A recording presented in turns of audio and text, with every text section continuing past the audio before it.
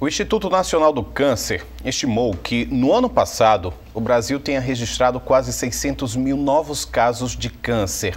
Os tipos mais comuns são os de próstata nos homens e mama nas mulheres. Hoje é o Dia Mundial de Combate ao Câncer, uma data para lembrar da importância de se prevenir contra essa doença.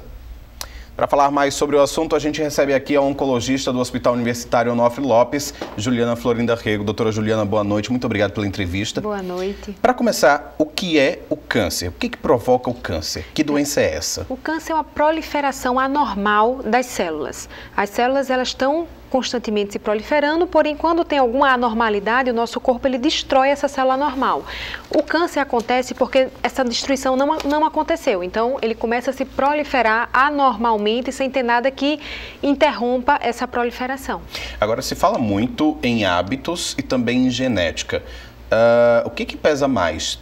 Tem como definir o que pesa mais no aparecimento, no surgimento de um câncer? A gente sabe que aproximadamente 10% dos cânceres eles são relacionados à hereditariedade. A gente tem uma mutação genética que passa de pai para filho. 90% eles não são. Então, os hábitos de vida eles têm uma importância bem significativa no surgimento do câncer. E que hábitos são esses que podem levar ao surgimento de um câncer, ao aparecimento de um câncer? Bom, eu sempre costumo falar para os pacientes, para tentar ser bem didática, que o que a gente sabe que o que protege o coração, protege o câncer. Não fumar, evitar álcool em excesso, evitar alimentos industrializados e processados em excesso. A atividade física ela é super importante no processo de evitar o câncer. A gente tem aproximadamente 13 tipos de tumores que têm dados bem sólidos da associação da atividade física prevenindo o câncer, evitar a obesidade. Hábitos de vida saudáveis, usar protetor solar sempre que for ao sol e ter relações sexuais com camisinha, porque o HPV ele está relacionado ao câncer de colo de útero e ao câncer de canal anal e de boca também. Agora, eu falei aí no início sobre o câncer de próstata, que é o mais comum no homem, e o de mama, mais comum na mulher. Mas, no geral, quais são os tipos de cânceres mais comuns, além desses dois?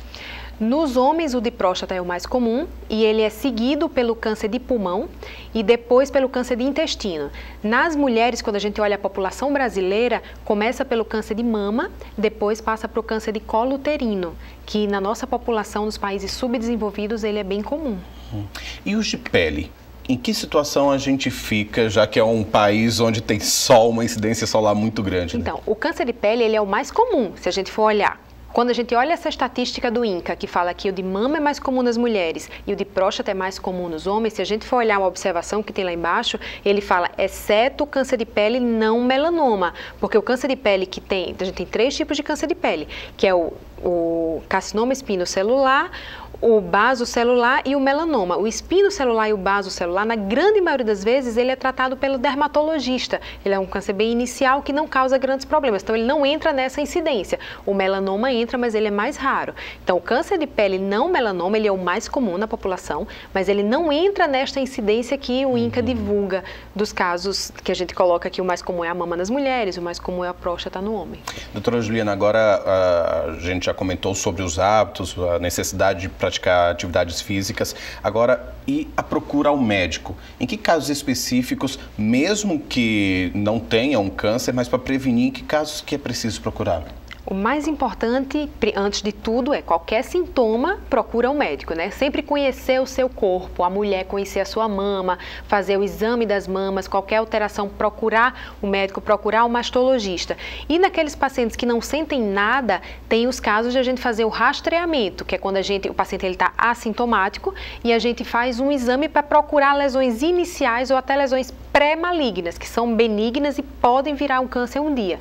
Qual seria a situação? No caso do câncer de intestino, que está indicada a colonoscopia para tanto homens quanto mulheres a partir dos 45 anos de idade, assintomático, e na colonoscopia ele pode tirar um pólipo que é benigno, mas que pode daqui a 5 anos virar um câncer. Então ele já tira aquele pólipo e evita que vai ter um câncer no futuro. A mamografia para mulheres a partir dos 40 anos. Nos casos das mulheres com vida sexual ativa, o Papa Nicolau, que ele deve ser feito anualmente com a ginecologista.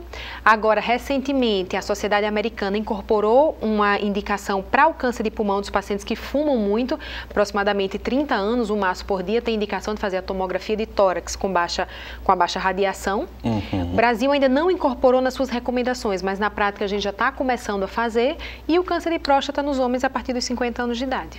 Ok, então estão aí todas as dicas, importantes se cuidar. Doutora Juliana Florinda Rego, médica oncologista, muito obrigado pela entrevista. Eu que agradeço a oportunidade. Boa noite. Boa noite.